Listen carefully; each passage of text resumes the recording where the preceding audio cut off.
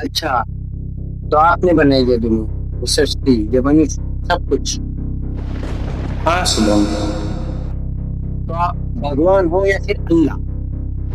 यह निर्णय मैंने तुम पर छोड़ा है। तुम मुझे जिस नाम से पुकारोगे मैं वही, भगवान, अल्लाह या कुछ और। और आपने ये दुनिया बनाई ही क्यों? क्या जरूरत है? आप अकेले भी तो रह सकते थे ना। तुम ये मानकर चल रहे हो शुभम की रचना किसी की कमी से होती है, पर क्या हर चीज जरूरत से होती है? सूरज रोशनी क्यों देता है? फूल खिलते क्यों? सृष्टि इसलिए नहीं बनी कि मैं अकेला था या मुझे किसी की जरूरत थी। सृष्टि इसलिए बनी क्योंकि अस्तित्व का स्वभाव ही प्रकट होना होता है। तो फिर आपने किसी को अमीर, किसी को गरीब, किसी को दुखी, किसी को सुखी क्यों बनाया? सबको समान बनाते ना। मैंने सिर्फ जीवन बनाया, सुख दुख, अमीरी गरीबी, यहाँ मनुष्यों का निर्णय है। तुम अधूरी कहानी से फैसला क्यों ना रहे? तुमने किसी की दौलत देखी, उसका डर नहीं। किसी की गरीबी देखी, उसका धैर्य नहीं।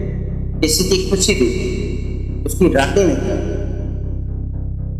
किसी का दुख देखो तो उसके पीछे की कहानी।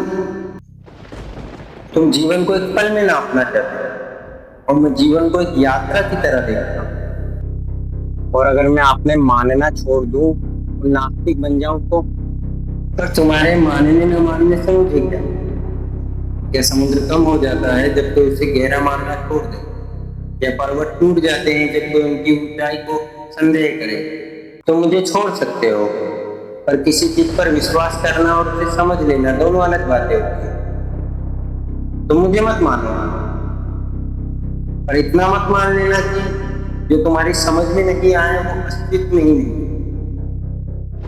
समस्या तब शुरू होती है जब तुम सवाल करना छोड़ दो और ये मान लो कि इस दुनिया में जानने लायक कुछ बचा ही नहीं।